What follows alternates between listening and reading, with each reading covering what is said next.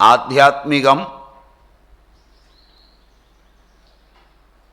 എടുത്തു കഴിഞ്ഞാൽ ആദിബലപ്രവൃത്തം, ജന്മബലപ്രവൃത്തം, ദോഷബലപ്രവൃത്തം, ഇവ മൂന്നെണ്ണം ആധ്യാത്മിക ദുഃഖങ്ങൾ.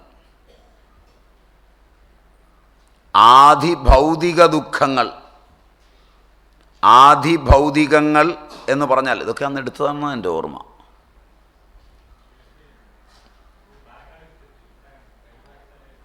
വിസ്തരിച്ചാണെന്നാണ് എനിക്ക് തോന്നുന്നത്. ഇവിടെയും പറഞ്ഞാണെന്നാണ് എനിക്ക് തോന്നുന്നത്. ഇവിടെയും പറഞ്ഞാണെന്ന് തോന്നുന്നു. ഇല്ല, താപ ത്രിതയ ദൂഷിതം, ആ മൂന്ന് ദുഃഖങ്ങൾ, അതാണ് സംസാരം. അപ്പം സംസാരത്തെ മൂന്നായി പിരിക്കാം. ഒന്ന് ആധ്യാത്മിക ദുഃഖങ്ങൾ, രണ്ട് ആധിഭൗതിക ദുഃഖങ്ങൾ, മൂന്ന് ആധിദൈവിക ദുഃഖങ്ങൾ. ഇതൊക്കെ 3-4 പ്രാവശ്യം എഴുതിയെടുത്താന്ന് തോന്നുന്നു. എഴുതിക്കോ, കുഴപ്പമില്ല. എഴുതുമ്പോൾ പഠിക്കാം, അതിൽ കുഴപ്പമില്ല, എഴുതാതിരിക്കണ്ട.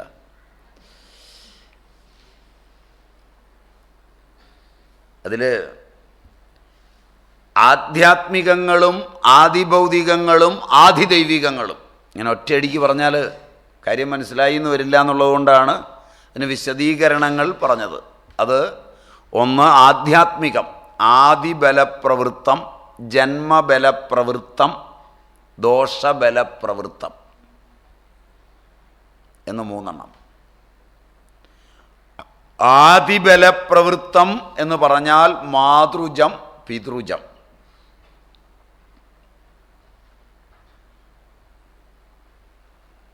ഒരു കൊച്ചു കുഞ്ഞ് അതൊരു റോസപ്പൂ കാണുകയാണ്, കരയുകയാണ്. ഇതിനു മുമ്പ് കണ്ടിട്ടേയില്ല, ആദ്യമായിട്ട് കാണുകയാണ്, കരയാണ്. അടുക്കലേക്ക് കൊണ്ടുവന്ന് കഴിഞ്ഞാൽ വിറയ്ക്കുകയാണ്.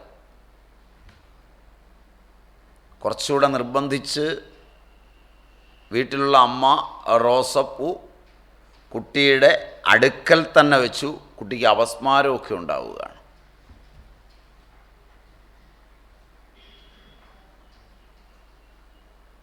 ആദ്യമായിട്ട് അവൻ അപസ്മാരം ഉണ്ടായത് റോസപ്പൂ കണ്ടിട്ടാണ്. ഒരു കുട്ടി കിടക്കുകയാണ്, അതിൻ്റെ അടുക്കലേക്ക് ഒരാൾ വരികയാണ്. കുട്ടി അയാളെ ആകർഷിക്കുകയും അയാളെ കൊണ്ട് എടുപ്പിക്കുകയും ചെയ്യുകയാണ്. മറ്റൊരാൾ വരികയാണ്. വീട്ടിലുള്ള അച്ഛനും അമ്മയ്ക്കൊക്കെ വളരെ ഇഷ്ടപ്പെട്ട, വളരെ ആധ്യാത്മികതയുള്ള, വളരെ ഉന്നതനാണെന്ന് ധരിക്കുന്ന ആളായി വന്നിരിക്കുന്നത്. പക്ഷെ കുട്ടിക്ക് സഹിക്കാൻ പറ്റുന്നില്ല. മോനെ അത് നമ്മുടെ ചാമിയാണെന്നൊക്കെ പറഞ്ഞ് വളരെ കാര്യമായിട്ടൊക്കെ പിടിപ്പിക്കാൻ നോക്കുന്നുണ്ട്. ഒരു രക്ഷയില്ല, കൊച്ചു സമ്മതിക്കുന്നില്ല. അവിടെ മാതൃജവും പിതൃജവുമായ കോശങ്ങൾ കുഞ്ഞിലുണ്ട്. അതിൽ അറിവുകളുണ്ട്, അതിൽ ദുഃഖങ്ങളുണ്ട്. ഈ ലോകത്ത് നമുക്കുണ്ടാകുന്ന ദുഃഖങ്ങളിൽ നല്ലൊരു ശതമാനവും അജ്ഞേയമായ മാതൃജ പിതൃജ ദുഃഖങ്ങളാണ്. ജന്മജന്മാന്തരങ്ങളുടെ, ഇതാണ് ആദിബലപ്രവൃത്തം. മാതാവിൻ്റെ പാരമ്പര്യത്തിലൂടെ സ്വീകരിച്ചാനയിച്ചു കൊണ്ടുവന്നവ, പിതാവിൻ്റെ പാരമ്പര്യത്തിലൂടെ സ്വീകരിച്ചാനയിച്ചു കൊണ്ടുവന്നവ. ഇതിൽ പൂർണ്ണമായും അസ്വതന്ത്രരാണ് നമ്മൾ.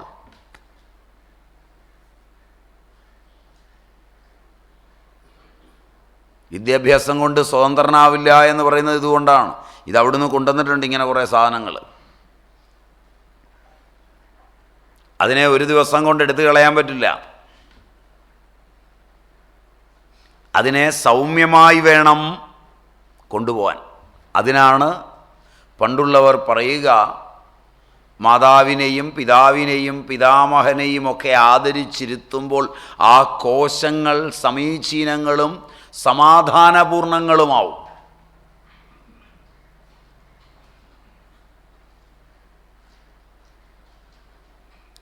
അതുകൊണ്ടാണ് പണ്ട് അച്ഛനും അമ്മയ്ക്കുമൊക്കെ കൂടുതൽ പ്രാധാന്യം കൊടുത്തിരുന്നത്. പണ്ട് വഴിയിൽ നിന്നൊരു നല്ല സാധനം കിട്ടിയാൽ വീട്ടിലെ വൃദ്ധരായ ആളുകൾക്കാണ് ആദ്യം പ്രാധാന്യം കൊടുത്തിരുന്നത്. ഇന്ന് നിങ്ങൾ പുതിയ സ്ത്രീകൾ പറയും, കുറേ തിന്നതല്ലേ അവിടെ ഇരി, പിള്ളേർ കഴിക്കട്ടെ. ശരിയല്ല.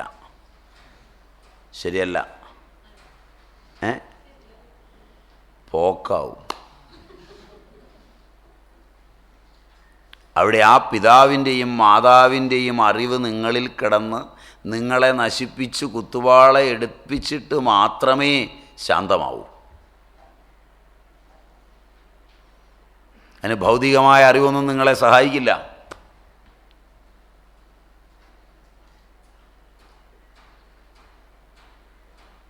ഇതെല്ലാം പോയി കഴിയുമ്പോൾ ഇതാണ് കാരണമെന്ന് തിരിച്ചറിയില്ല. അപ്പോൾ നമ്മളിൽ പിതൃജങ്ങളും മാതൃജങ്ങളുമായ ഭാവതലങ്ങളുണ്ട്. അത് രണ്ടും ചേർന്നാണ് ആദിബലപ്രവൃത്തം. അത് ആധ്യാത്മിക ദുഃഖത്തിൽ ഒന്നാണ്. ഞാൻ വളരെ ഡീറ്റെയിൽഡായിട്ട് എടുത്തതായിട്ടാണ് എൻ്റെ ഓർമ്മ. എങ്കിലും നിങ്ങളില്ലാന്ന് പറയുന്നതുകൊണ്ട് ഒന്നുകൂടെ പറഞ്ഞേക്കാം. ജന്മബലപ്രവൃത്തം, ദൗഹത അപചാരജങ്ങളും അന്നരസജങ്ങളുമായ ദുഃഖങ്ങൾ.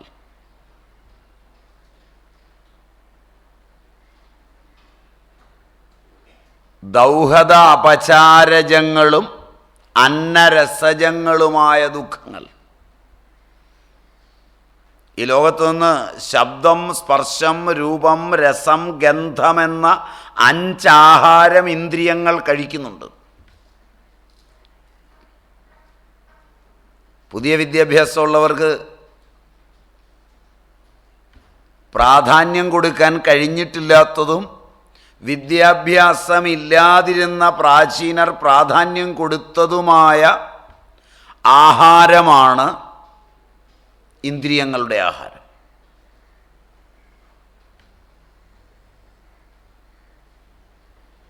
പഴയ ആളുകൾ ഒരു 15-16 വയസ്സുവരെ കുട്ടികൾ വളരുമ്പോൾ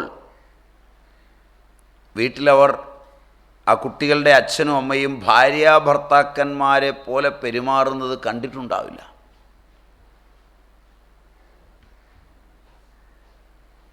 നിങ്ങളുടെ മുതിർന്നവർക്ക് ഇതറിയാമെന്ന് തോന്നുന്നു.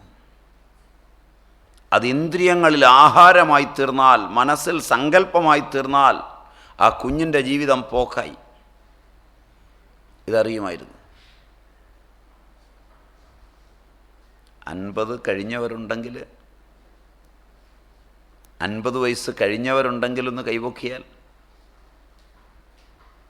കുറച്ച് പേരുണ്ട്, അതുകൊണ്ട് ചോദിക്കാം. ആ കൈപൊക്കിയ ആളുകൾ ഒരു 17-18 വയസ്സായി 10ാം ക്ലാസ്സൊക്കെ കഴിഞ്ഞാണ് ലോകത്ത് സ്ത്രീ പുരുഷ ബന്ധം കൊണ്ടാണ് കുട്ടികൾ ഉണ്ടാകുന്നത് എന്നറിഞ്ഞത് തന്നെ. Am I right?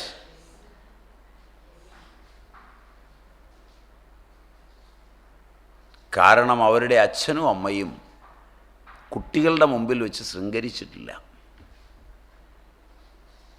കുട്ടികളുടെ മുമ്പിൽ വെച്ച് ഇവർ തമ്മിലുള്ള ബന്ധം എന്താണെന്ന് കുട്ടികൾ അറിഞ്ഞിട്ടില്ല. ശരിയാണ്.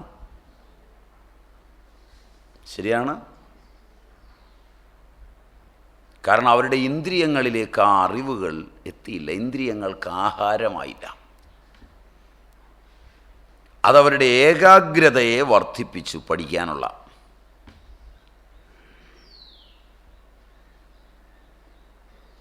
പഠിപ്പിൻ്റെ ആഴങ്ങളിൽ അവർ മുഴുകി. ഇന്ന് ഉപരിപ്ലവമായൊരു പഠിപ്പേ ഉള്ളൂ, പഠിപ്പിന് ആഴമില്ല. കാഴ്ചയിൽ വലിയ ഡിഗ്രികളും വലിയ പഠനങ്ങളും വലിയ പുസ്തകക്കൂട്ടങ്ങളും ഉണ്ട്.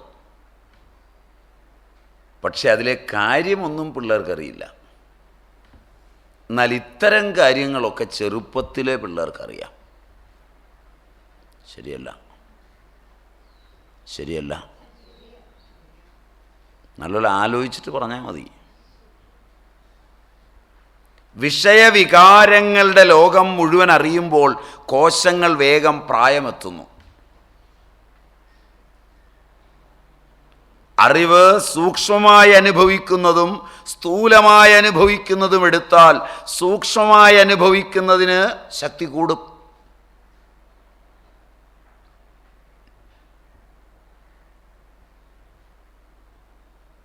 സങ്കല്പത്തിൽ അനുഭവിക്കുമ്പോഴാണ് കോശാന്തരങ്ങൾ ഇടപെടുന്നത്. പ്രായോഗികമായി അനുഭവിക്കുമ്പോൾ ആ ഇന്ദ്രിയങ്ങൾ മാത്രമേ ഇടപെടുന്നുള്ളൂ. മനസ്സിലായില്ല? ആ അവയവങ്ങൾ മാത്രമേ ഇടപെടുന്നുള്ളൂ. അറിവിൻ്റെ ഈ ലോകം ഇന്ദ്രിയങ്ങളുടെ ആഹാരമായ ശബ്ദം. അതുകൊണ്ട് പണ്ട് കുട്ടികളോട് പറയും, ഇന്നത് കേൾക്കരുത്. കുട്ടികൾ അനുസരിക്കുകയും ചെയ്യും.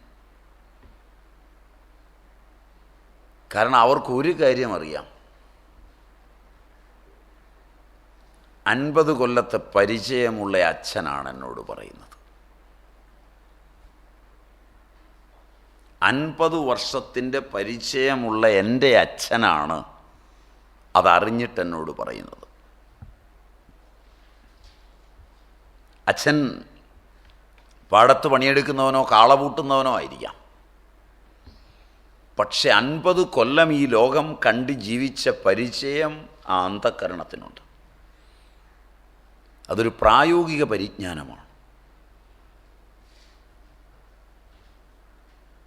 അച്ഛൻ ഗ്രാഫ് വരച്ച് കണക്ക് കൂട്ടിയല്ല പറയുന്നത്.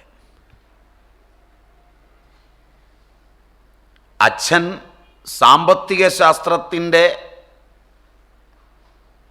കീൻസ് തിയറിയും മാർക്സിയൻ തിയറിയും വെച്ചുമല്ല എന്നോട് സംസാരിക്കുന്നത്. ജീവിതാനുഭവം വെച്ചാണ് സംസാരിക്കുന്നത്. 50 കൊല്ലത്തെ ഈടുവയ്പ് മാത്രമല്ല അച്ഛനുള്ളത്. അച്ഛൻ്റെ അച്ഛൻ നൂറ്റാണ്ടുകളുടെ പരമ്പരകളുടെ അറിവ് അച്ഛന് കൊടുത്തിട്ടുണ്ട്, കൈമാറി.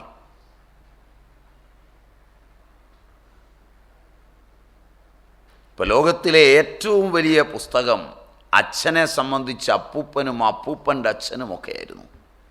അവരുടെ അനുഭവങ്ങളാകുന്ന പുസ്തകം വായിച്ച് കഴിഞ്ഞവനാണ് എൻ്റെ അച്ഛൻ, എൻ്റെ അപ്പൂപ്പൻ. ഏതോ മുറിക്കകത്തിരുന്ന് ഏതോ കച്ചവട താല്പര്യമുള്ളവൻ ഏതോ ഗ്രന്ഥസമുച്ചയങ്ങൾ അനുഭവമില്ലാതെ കൂട്ടി വായിച്ചതാണ് എൻ്റെ കയ്യിലുള്ള ഈ പുസ്തകങ്ങളുടെ ഏടുകൾ മുഴുവൻ. അതുകൊണ്ട് അതിലെ അറിവിന് സുഖദുഃഖങ്ങളെ പഠിക്കാൻ കഴിവില്ല എന്ന് പഴയ ആളുകൾക്ക് അറിയുമായിരുന്നു. നിങ്ങൾക്കറിയില്ല.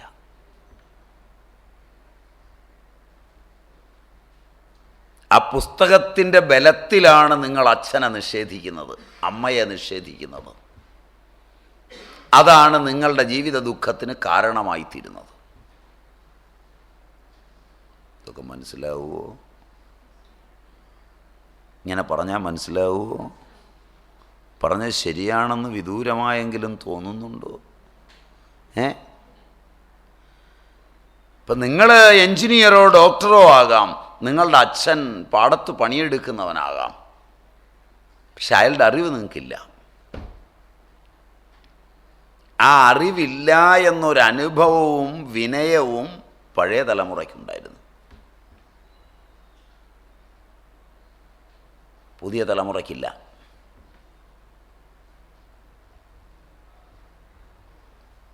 അപ്പോൾ ഇന്ദ്രിയങ്ങളുടെ ആഹാരം, മനസ്സിൻ്റെ ആഹാരം, സ്ഥൂലമായി കഴിക്കുന്ന ആഹാരം, ശബ്ദം, സ്പർശം, രൂപം, രസം, ഗന്ധം എന്ന 5 ആഹാരങ്ങൾ.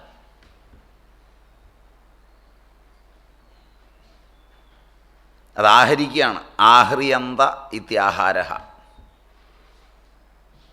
ആഹാരം കഴിക്കാൻ വിളമ്പിത്തരുന്ന ഒരാൾ മുഖം വക്രമായിട്ടാണ് വിളമ്പുന്നത്. നല്ല ആഹാരമാണ് വിളമ്പിത്തരുന്നത്. സൂപ്പർബായിട്ട് വെച്ചിട്ടുണ്ട്. അത് വിളമ്പിത്തരുന്നത്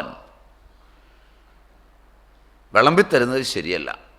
അത് കഴിച്ചു കഴിഞ്ഞാൽ അതിൻ്റെ ദഹനത്തിൽ, സ്ഥൂലമായ ആ ആഹാരത്തിൻ്റെ ദഹനത്തിൽ നിങ്ങൾ കണ്ട അയാളുടെ രൂപത്തെ ആസ്പദമാക്കി നിങ്ങളിലെ എൻസൈമുകളിലും നിങ്ങളിലെ ഹോർമോണുകളിലും പരിണാമമുണ്ടാകുമോ? ഇതാണ് ചോദ്യം.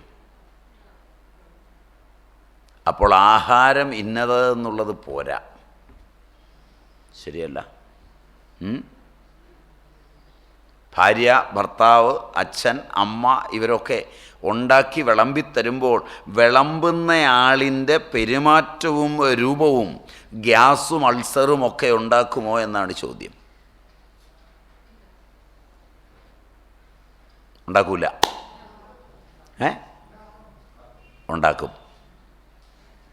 അപ്പോൾ കഴിക്കുന്ന ആഹാരത്തേക്കാൾ വലിയൊരു ആഹാരമാണ് രൂപം, ശരിയല്ല. തിന്ന്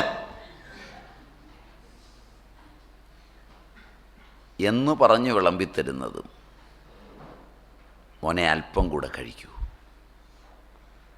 എന്ന് പറഞ്ഞ് വിളമ്പിത്തരുന്നതും തമ്മിൽ അന്തരമുണ്ടോ? വളരെ കുറച്ച് മാത്രമേ കഴിച്ചുള്ളെങ്കിലും വിളമ്പുന്നതിലും അപ്പോഴുപയോഗിക്കുന്ന ശബ്ദത്തിലും സംഘാടകരാ കേൾക്കണ്ടേ. എല്ലാവരെയും വിളമ്പാൻ ഏൽപ്പിക്കരുത്.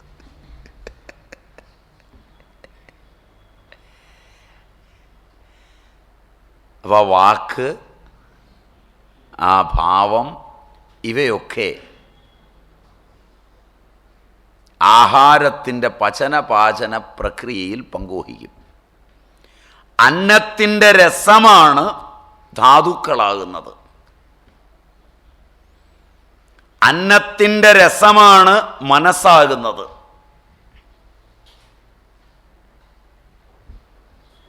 അന്നരസജം എന്ന് പറഞ്ഞാൽ സ്ഥായിയായ ദുഃഖത്തെ തരാൻ അന്നത്തിന് കഴിയും. അതുകൊണ്ട് പണ്ടുള്ളവർ അന്നത്തിന് വേണ്ടുന്ന പദാർത്ഥങ്ങൾ തർക്കിക്കില്ല.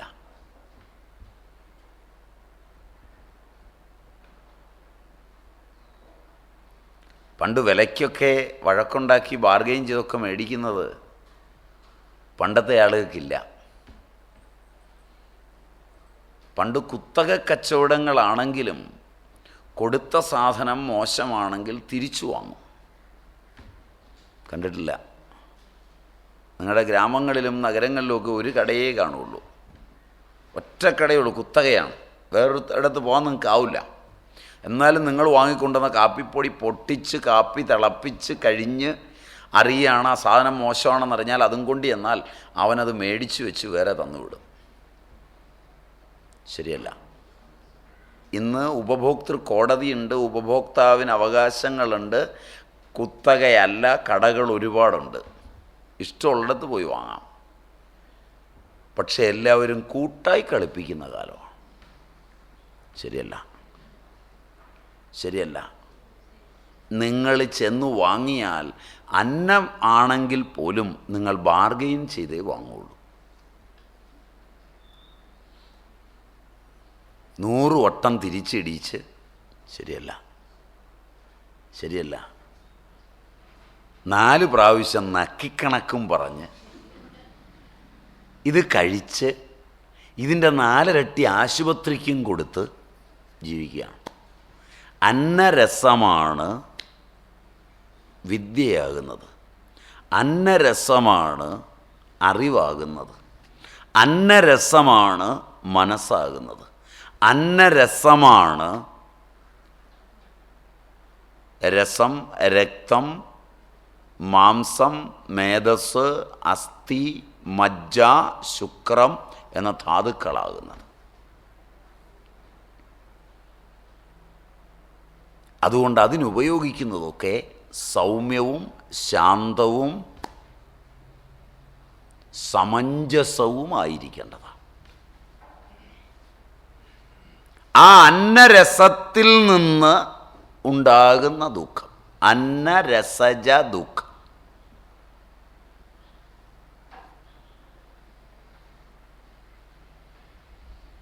കോശത്തിന് ഇഷ്ടപ്പെടാത്ത ഒരു ആഹാരം കൊടുത്താൽ മതി, ഫോർമാലിറ്റിക്ക് കഴിക്കുകയും ചെയ്യും. ഇന്ന് ആഹാരമൊക്കെ ഫോർമാലിറ്റിക്കാണ് കഴിക്കുന്നത്, വിശന്നിട്ടല്ല. ശരിയല്ല. അപ്പം അതെല്ലാം ദുഃഖം ഉണ്ടാക്കും. ദൗഹദ അപചാരജ ദുഃഖങ്ങളുണ്ട്. ദൗഹദം, രണ്ട് ഹൃദയം, ദൗഹൃദം, അതാണ് ദൗഹദം. രണ്ട് ഹൃദയം ഒരാൾ പ്രവർത്തിപ്പിക്കുന്നത് ഗർഭകാലത്താണ്. മാതാവിൻ്റെ ഗർഭകാലത്തെ മാതാവ് കാണുന്ന കാഴ്ചകൾ, കേൾക്കുന്ന ശബ്ദങ്ങൾ, കഴിക്കുന്ന ആഹാരപദാർത്ഥങ്ങൾ, കഴിക്കുന്ന ഔഷധങ്ങളെല്ലാം ഒരു യുഗത്തെ തന്നെ ദുഃഖപൂർണമാക്കുവാൻ പര്യാപ്തമായൊരു കുഞ്ഞിനെ കാഴ്ചവെച്ചിട്ട് പോകാവുന്നതാണ്.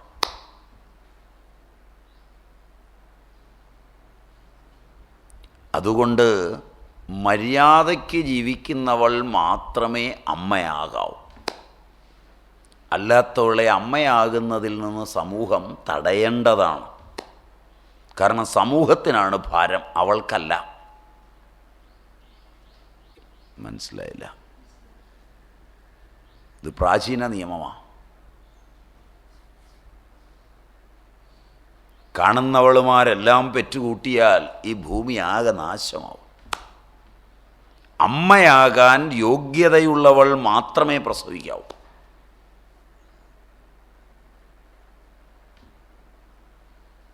വല്ലാത്തൊരു നിശബ്ദത അത് പറഞ്ഞപ്പം.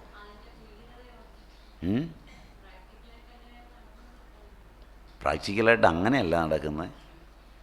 പ്രാക്ടിക്കലായിട്ട് നടക്കുന്നത് തിരിച്ചാണ്.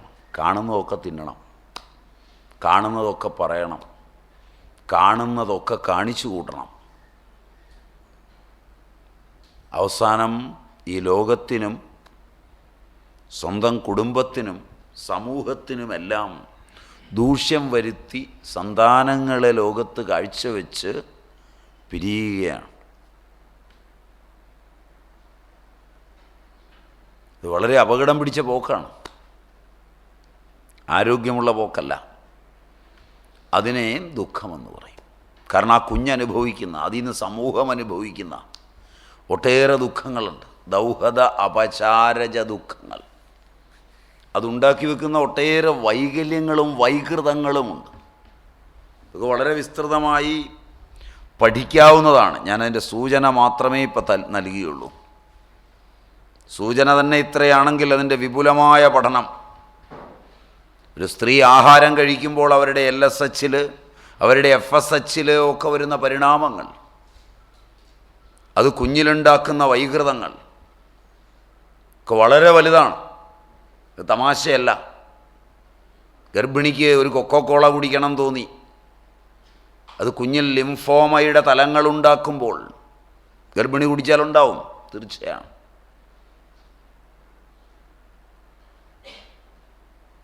നാളെ അതിനെയും കൊണ്ടുള്ള സ്ഥലങ്ങളിലെല്ലാം പോകുമ്പോൾ ആ കുഞ്ഞിനെ കാണുന്നവരിലെല്ലാം അവരുടെ കോശങ്ങളിൽ ലിംഫോമ രൂപപ്പെടും. രോഗിയെ കാണുന്നതും രോഗമാണ്.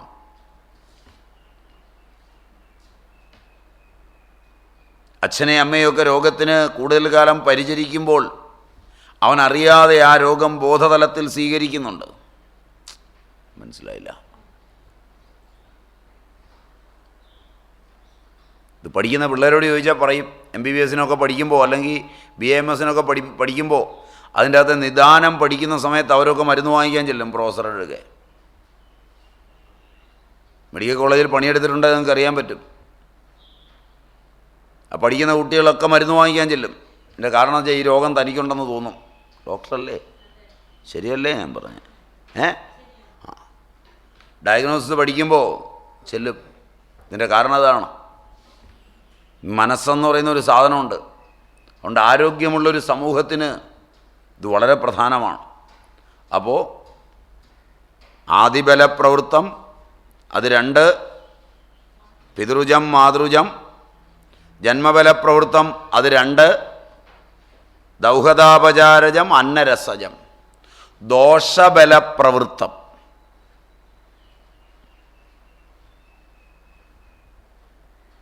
ദോഷബലപ്രവൃത്തം അതിനെ 3ആയി തിരിക്കും. വാതജ പിതുജ പിത്തജ കഫജമായിട്ടൊക്കെ തിരിക്കും. അതുകൂടാതെ വയസ്സിനെ സംബന്ധിക്കുന്നതായി തിരിക്കും. അതിനെ ശരീര മനസ്സുകളായി തിരിക്കും. അതാണ് നമുക്കെടുക്കാവുന്നത്. ശാരീരികം, മാനസികം. അതാണ് ദോഷബലപ്രവൃത്തത്തെ 2ആയി തിരിച്ചെടുക്കാവുന്നത്. ശാരീരികങ്ങളായ ദുഃഖങ്ങൾ, മാനസികങ്ങളായ ദുഃഖങ്ങൾ. ആദിഭൗതിക ദുഃഖങ്ങൾ സംഘാതബലപ്രവൃത്തം. സംഘാതബലപ്രവൃത്തം അവയെ വ്യാലാധികൃതങ്ങൾ.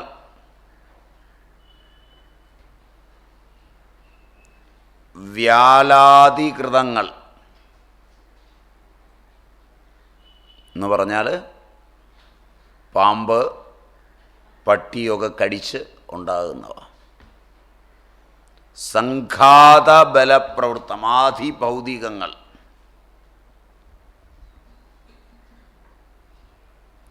വ്യാലാധികൃതങ്ങളും പിന്നെ മറ്റാക്രമണം, വണ്ടിയിടിക്കുക മുതലായവയൊക്കെ വരുന്നത്. അവയാണ് ആദിഭൗതികങ്ങൾ. ആദിദൈവിക ദുഃഖങ്ങൾ ഒന്ന് കാലബലപ്രവൃത്തം. ആദിദൈവികങ്ങൾ കാലബലപ്രവൃത്തം. വ്യാപന്ന ഋതുകൃതങ്ങളും അവ്യാപന്ന ഋതുകൃതങ്ങളും. ആപത്തുണ്ടാക്കുന്ന ഋതുക്കൾ ഉണ്ടാക്കുന്നവ. ഇപ്പം ചൂട് കൂടുതലാണ്, ഒരുപാട് രോഗങ്ങളുണ്ടാവും. പഴയ സാധനം ഇപ്പം വന്നു കഴിഞ്ഞു, കേരളത്തിലുടനീളമുണ്ട്. WHO നിരോധിച്ചതുകൊണ്ട് ഡോക്ടർമാർക്ക് സർട്ടിഫിക്കറ്റും കൊടുക്കാനാവില്ല, മരിച്ചു പോവുകയുള്ളൂ. WHO പൂർണ്ണമായിട്ട് ഇല്ലാതാക്കി എന്ന് ലോകത്തോട് അടിച്ചു പറഞ്ഞ രോഗം വീണ്ടും വന്നു കഴിഞ്ഞാൽ, ഏതെങ്കിലും ലാബറട്ടറി ടെസ്റ്റ് ചെയ്യുമ്പോൾ ആ സാധനമാണെന്ന് പറഞ്ഞാൽ, പാലക്കാട് ടെസ്റ്റ് ചെയ്തു, അതേ രോഗമാണ്. ടെസ്റ്റ് റിപ്പോർട്ട് കൊടുത്തു വിട്ടു. DMO വിളിച്ചു പറഞ്ഞു, തൻ്റെ ലൈസൻസ് കട്ട് ചെയ്യും, തിരുത്തി എഴുതി കൊടുക്കുക. കാരണം ഇത് WHO നിരോധിക്കുകയല്ല, ഇല്ലാതാക്കിയ രോഗമാണ്. ഈ രോഗം ഇനി വരില്ല ഭൂമുഖത്ത്. WHO തീരുമാനിച്ചു. WHO തീരുമാനിച്ചാൽ പിന്നെ വരാൻ പറ്റുമോ? ദൈവമല്ലേ? മനസ്സിലായില്ല. സ്മോൾ പോക്സ് ഭൂമിയിൽ ഇനി അതില്ല, ഉറപ്പായി. ഇപ്പം എവിടെയെങ്കിലും കണ്ടാൽ അതല്ല എന്ന് ഡോക്ടർമാർ എഴുതിക്കണം. അത് വ്യാപന്ന ഋതുകൃതമായ രോഗമാണ്. വ്യാപന്ന ഋതുകൃതങ്ങൾ അതിൽ പിശാചാദികൃതവുമാണ്. വ്യാപന്ന ഋതുകൃതങ്ങൾ ആപത്തുണ്ടാക്കുന്ന ഋതുക്കളുണ്ടാക്കുന്നത്. സുനാമിയൊക്കെ അതിൽപ്പെടും. ജനപദ ധ്വംസകം എന്ന് പറയും ആ ദുഃഖങ്ങൾ. ഇപ്പോൾ പുറത്തേക്ക് ഇറങ്ങിയാൽ നല്ല ചൂടാണ്.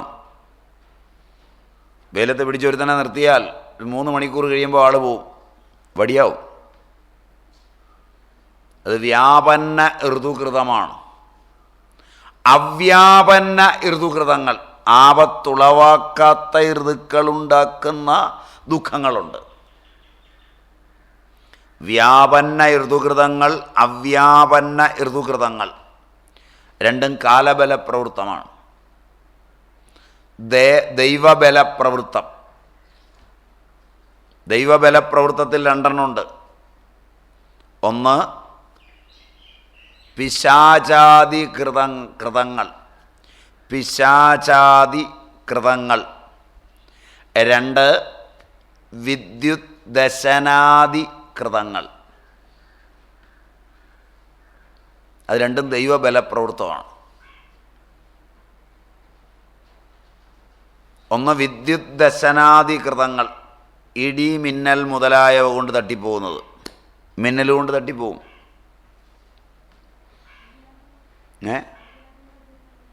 അവ്യാപനം എന്ന് പറഞ്ഞാൽ ആപത്തുണ്ടാക്കാത്ത ഋതു കൊണ്ട്, വലിയ ആപത്തില്ലാത്ത സാധാരണ ഋതുവിൽ ചിലപ്പോൾ ദുഃഖങ്ങളുണ്ടാവും എന്ന് പറഞ്ഞു കഴിഞ്ഞാൽ ഒരാപത്തും ഇല്ലാതെ ഋതു ഇരിക്കുകയാണ് എങ്കിലും നമുക്കതുമായി ഇടപഴകി പോകുമ്പോൾ ചില ദുഃഖങ്ങളുണ്ടാവും.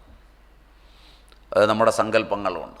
അപ്പോൾ അതുകൊണ്ട് വ്യാപന്ന ഋതുകൃതങ്ങളും അവ്യാപന്ന ഋതുകൃതങ്ങളുമായ ഋതുവിനെ സംബന്ധിക്കുന്ന രണ്ട് ദുഃഖങ്ങൾ. പിന്നെ ദൈവബലപ്രവൃത്തത്തിൽ വിദ്യുത് ദശനാദി കൃതങ്ങൾ എന്ന് പറഞ്ഞാൽ ഇടി മിന്നൽ മുതലായവ കൊണ്ടൊക്കെ വരുന്ന ദുഃഖങ്ങൾ. അത്യധികമായ മഴ, മിന്നൽ ഇവയൊക്കെ വരുമ്പോൾ സാധാരണഗതിയിൽ ആ മിന്നൽ കൊണ്ടൊക്കെ ഉണ്ടാകുന്ന ദുഃഖങ്ങൾ. മിന്നൽ പുറകെ എന്നൊക്കെ കൊല്ലും. മിന്നലിവിടെ അടിച്ചു തീരുമൊന്നുമല്ല. ഒരു സ്ത്രീ തുണി അലക്കിക്കൊണ്ടിരിക്കുകയാണ്, ഒരു ഗോളം വരുന്ന കണ്ടുകൊണ്ട് അവർ ഓടി മുറിക്കകത്ത് കയറി. ആ മുറിക്കകത്ത് നിന്ന് തട്ടി അവരെ മാത്രം. ഇവിടെ എവിടെയാണെന്ന് തോന്നുന്നു അല്ലേ? ഇവിടെ എവിടെയാണെന്ന് തോന്നുന്നു, ഇവിടെ എവിടെയാണെന്ന് തോന്നുന്നു. പത്രത്തിൽ വായിച്ചത് കുറേ വർഷങ്ങൾക്ക് മുമ്പാണ്. തൊടുപുഴ പ്രദേശത്ത് എവിടെയാണെന്ന് തോന്നുന്നു. അപ്പോൾ അവർ ഓടിപ്പോയതാണ്, ഇവർ ഓടിപ്പോയതാണ്. ഇത് വരുന്ന കണ്ടുകൊണ്ട് ഓടിപ്പോയതാണ്. അവരെ അകത്ത് നിന്ന് കത്തിച്ച് തീർത്തു. അത് വിദ്യുത് ദശനാദി കൃതങ്ങളാണ്. മിന്നൽ ഇല്ലാതാക്കുന്ന അതേ മിന്നൽ ഒരുപാട് പുതിയ ജനുസ്സുകളെ സൃഷ്ടിക്കും. ശ്രീ സൂക്തം. അതേ മിന്നൽ തന്നെ ഒരുപാട് പുതിയ ജനുസ്സുകളെ സൃഷ്ടിക്കും. പുതിയ ചെടികൾ പലതും മുട്ടേഷനിലുണ്ടാകുന്നത് മിന്നൽ കഴിയുമ്പോഴാണ്. മിന്നൽ ഹിംസിക്കുക മാത്രമല്ല ചെയ്യുന്നത്. ഇപ്പോൾ വിദ്യുത് ദശനാദി കൃതങ്ങളായ ദുഃഖങ്ങൾ, പിശാചാദി കൃതങ്ങളായ ദുഃഖങ്ങൾ. പിശം അശിതി ഇതി പിശാച, പച്ചമാംസം തിന്നുന്നവ പിശാച്. കൃമികൾ എന്ന് അഥർവവേദം പറയും. അവ ഒരുപാടുണ്ട്. അത്രി, പിശാച്, രാക്ഷസൻ, ഇങ്ങനെ ഒരുപാട് പേരുകളുണ്ട്. 1000-1500 പേരുണ്ട്. അതിൽ ചില ശബ്ദത്തിൽ വിളിച്ചാൽ അവ തന്നെ ഉണ്ടായി വരുമെന്ന് വരെ പറയുന്നവയുണ്ട്. വൈദിക സംസ്കൃതി രോഗത്തെ പറയുമ്പോൾ 3 തരത്തിലേ ഉള്ളൂ എന്നാണ്. അതിലൊന്ന് പിശാചാധികൃതമാണ്. അണുക്കൾ, ബാക്ടീരിയകൾ, അമീബകൾ, ഫംഗസുകൾ, ഇവയൊക്കെ ആ പട്ടികപ്പെടും. പച്ചമാംസത്തെ തിന്നു തീർക്കുന്നവ. അവ ശരീരത്തിൽ കടന്നുകൂടിയാൽ ഒട്ടേറെ പ്രശ്നങ്ങളുണ്ടാവും. ആ പിശാചാധികൃതങ്ങളായ ദുഃഖങ്ങൾ, ഇപ്പം മൂത്രത്തിൽ കൂടെ രക്തം പോവുക, അതൊക്കെ ഇവൻ വന്നു കഴിഞ്ഞാൽ വരും. ചിലപ്പോൾ ലങ്സ് കാർന്ന് തിന്നുക, അപ്പോൾ ദുഃഖം ഉണ്ടാവും, ചുമയുണ്ടാവും. അങ്ങനെ പിശാചാധികൃതങ്ങളായ ദുഃഖങ്ങൾ അഥർവവേദത്തിലാണ് ഇത് കൂടുതൽ പറയുന്നത്. അത് രണ്ടും ദൈവബലപ്രവൃത്തമാണ്. കാലബലപ്രവൃത്തം, ദൈവബലപ്രവൃത്തം. പിന്നെ ആദിദൈവിക ദുഃഖങ്ങളിൽ കാലബലപ്രവൃത്തം, ദൈവബലപ്രവൃത്തം, സ്വഭാവബലപ്രവൃത്തം.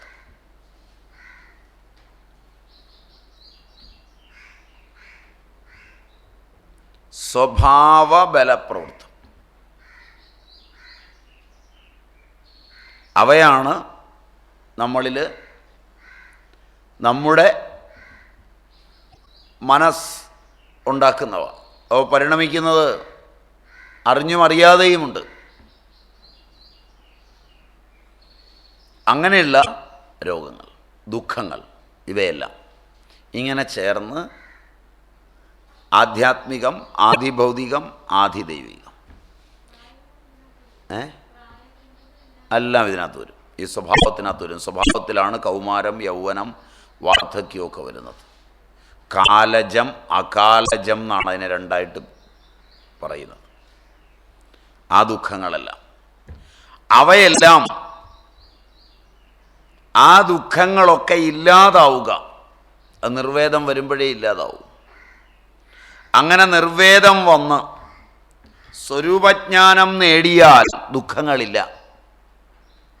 താപ ത്രിതയ കാരണമായിരിക്കുന്ന സമസ്ത ദുഃഖങ്ങളും യാതൊരുവന് പോയി വിരാഗതയും സമത്വവും യുക്തിവിചാരവും കൊണ്ട് ചൈതന്യത്തിൻ്റെ സ്വരൂപജ്ഞാനം നേടി ഈ സംസാരത്തിൽ നിന്ന്, ഇത്രയും അറിവ് വന്നാൽ മാത്രമാണ് ഒരുവന് വേറൊരുവനെ സംസാരത്തിൽ നിന്ന് മുക്തനാക്കാൻ കഴിയുക. ഭാരതീയ സങ്കല്പത്തിലെ ഈശ്വരചിന്ത ഇതാണ്. അതിന്നില്ല ഒരിടത്ത്. ഞങ്ങളൊന്നും പ്രചരിപ്പിക്കുന്നത് അതല്ല. മനുഷ്യന് ദുഃഖമുണ്ടാക്കുന്നതൊക്കെ കൊടുക്കുന്നവൻ ഇന്ന് ഈശ്വരനാണ്.